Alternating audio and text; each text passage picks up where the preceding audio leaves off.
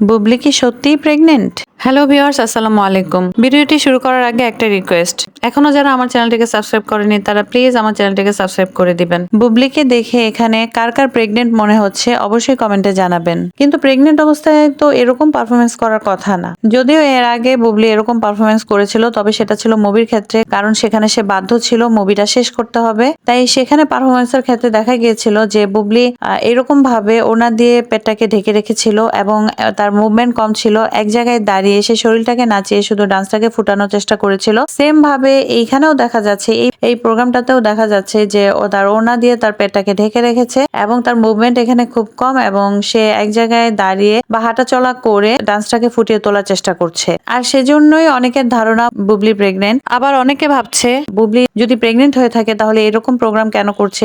যদি প্রেগনেন্ট হতো তাহলে অবশ্যই এই প্রোগ্রাম ক্যান্সেল করতে পারতো, কারণ ওইটা তো ছিল মুভির একটা সিন, মুভির সিন, যার কারণে সে বাধ্য ছিল করতে, তাই সে করেছে। কিন্তু এটা তো মুভির সিন না, এটা একটা শো, যা এটা ক্যান্সেল করা যেত। তো এটা যেহেতু করতেছে তাহলে প্রেগনেন্ট হয়তো না। আবার অনেকে ভাবতেছে না ও প্রেগনেন্ট অবস্থায় সে তার কমিটমেন্ট রক্ষায় তার প্রোগ্রামটা সে কমপ্লিট করতেছে। আবার অনেকে বলতেছে যদি সাকিবের সাথে সম্পর্ক ভালোই হয়ে থাকে, এর আগের বার না হয় একটা সমস্যা হয়েছে, প্রেগনেন্ট অবস্থায় তার টাকার দরকার ছিল এবং মুভি কমপ্লিট করার জন্য হতে পারে, বা সব সাইড চিন্তা করে সে মুভিটাকে কমপ্লিট করেছিল সে প্রেগনেন্ট অবস্থায়। তা সেকেন্ড টাইমও তো নিশ্চয়ই এরকম কোনো সমস্যা হবে না যে সাকিব খান জেনে শুনে আবার সেকেন্ড টাইম বুবলিকে প্রেগনেন্ট করে দিয়ে তাকে তার হাত ছেড়ে দিয়ে তাকে ছেড়ে চলে যাবে এবং বুবলিকে আবার টাকা রোজগারের জন্য প্রেগনেন্ট অবস্থায় ইনকাম করতে হবে বা ডান্স করে টাকা উপার্জন করতে হবে। আবার অনেকে এটাও বলছে যদি সাকিব খানের সাথে সব ঠিক হয়ে থাকে, ও সেকেন্ড টাইম বেবি কনসেপ্ট করে থাকে, তাহলে অবশ্যই সাকিব খান ওকে আবার এই প্রোগ্রাম, প্রেগনেন্ট অবস্থায় এই প্রোগ্রামগুলো করতে দিত না এবং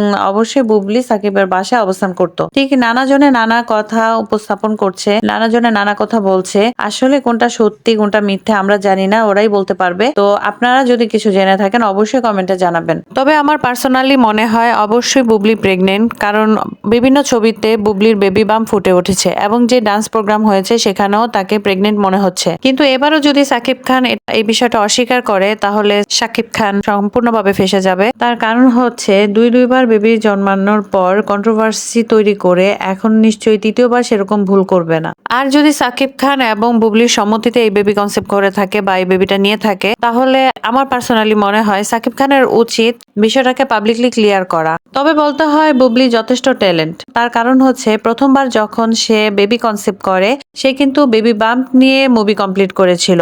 সে যখন বুঝতে পেরেছিল সাকিব খান ঝামেলা করবে, তাই কিন্তু সে বেবি বাম্প নিয়ে মুভিটা কমপ্লিট করে। আর তখন কিন্তু সাকিব খানের সাথে তার ঝামেলা চলছিল, তার মানে হচ্ছে নিশ্চয়ই সাকিব খান তখন তাকে বারণ করেছিল। তার বারণ সত্ত্বেও বেবি বাম্প নিয়ে সে মুভি কমপ্লিট করেছিল। সে বেবি বাম্প নিয়ে মুভি কমপ্লিট করে তার বেবি বাম্প কিন্তু সে পাবলিকের সামনে এনেছে, যাতে পাবলিক এটা বুঝতে পারে যে বুবলি প্রেগনেন্ট। হঠাৎ করে বেবি সামনে নিয়ে আসলে যাতে বুবলিকে কেউ বাজে কথা না বলতে পারে এবং সবাই যাতে সাকিবকেই সন্দেহ করে, সেজন্য কিন্তু সে যখন সাকিব খানের সাথে তার সম্পর্কের গুঞ্জন ছিল তখন কিন্তু সে বেবি বাম্প নিয়ে পাবলিকের সামনে মুভিটা কমপ্লিট করে, যাতে পাবলিক বুঝতে পারে তার গর্ভে সাকিবের সন্তান এবং সে প্রেগনেন্ট। ঠিক এবারও বুবলি তার ট্যালেন্টের পরিচয় দিচ্ছে, সে সাকিবকে বোঝাচ্ছে সে বেবি বাম্প লুকিয়ে কাজ করছে, কারো কাছে কিছু প্রকাশ করছে না, তাই সে নিজের মুখে কিছুই বলছে না। কারণ সে জানে বেবি বাম্প নিয়ে কাজ করলে জনগণ ঠিকই বুঝে যাবে সে প্রেগনেন্ট এবং তার সন্তানের বাবা আর কেউ নয় সাকিব খান। কারণ সম্প্রতি সাকিব খান এবং বুবলি আমেরিকা ট্যুর দিয়ে আসছে, তাই অনায়াসে জনগণ এটা বুঝবে যে এটা সাকিবের সন্তান। আমি বুঝি না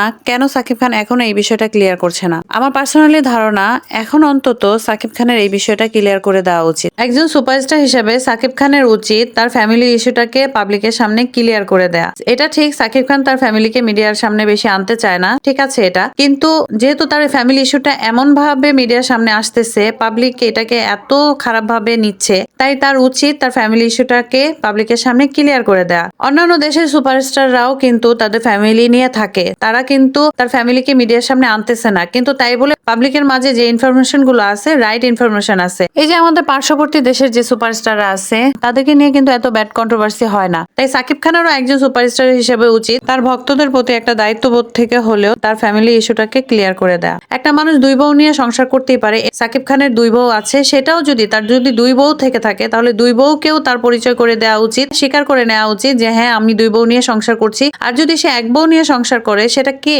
সেটাও তার ক্লিয়ার করে দেওয়া উচিত, সে বুবলি না অপু। আর যেহেতু বুবলিকে যেহেতু প্রেগনেন্ট দেখা যাচ্ছে অবশ্যই সেটা সাকিব খানের সন্তান, সেটাও ক্লিয়ার করে দেওয়া উচিত। এভাবে হাইডে রেখে সে বাচ্চা জন্ম দিবে আর বেবি বাম নিয়ে একজন এসে ডান্স করবে, মানুষ এটা নিয়ে কন্ট্রোভার্সি করবে, এগুলো আসলে ঠিক না। এগুলোর জন্যই এই বুবলি ভক্ত এবং অপু ভক্তদের মধ্যে বিশাল দ্বন্দ্ব হচ্ছে এবং বুবলি অপুর মাঝে দ্বন্দ্ব হচ্ছে। যদি এটা সাকিব খান মিডিয়ার সামনে ক্লিয়ার করে দেয় যে কে তার বউ আর কে তার বউ না, বা দুই বউ নিয়ে সে সংসার করছে, তাহলে দেখা যাবে বুবলি অপুর দ্বন্দ্বটাও বন্ধ হয়ে যাবে এবং বুবলি ভক্ত অপু ভক্তের দ্বন্দ্বটাও বন্ধ হয়ে যাবে। একটা সুপারস্টারের ভক্তরা যদি জানে যে তার ফ্যামিলি মেম্বার কে, তার ফ্যামিলি মেম্বার সম্পর্কে কিন্তু তার ভক্তরা কখনোই খারাপ কোনো মন্তব্য করবে না। আপনাদের কি মনে হয় অবশ্যই কমেন্টে জানাবেন। আর যারা এখনো আমার চ্যানেলটিকে সাবস্ক্রাইব করেনি তারা প্লিজ আমার চ্যানেলটিকে সাবস্ক্রাইব করে দিবেন। আজ এই পর্যন্তই। সুস্থ থাকুন, ভালো থাকুন, আল্লাহ হাফেজ।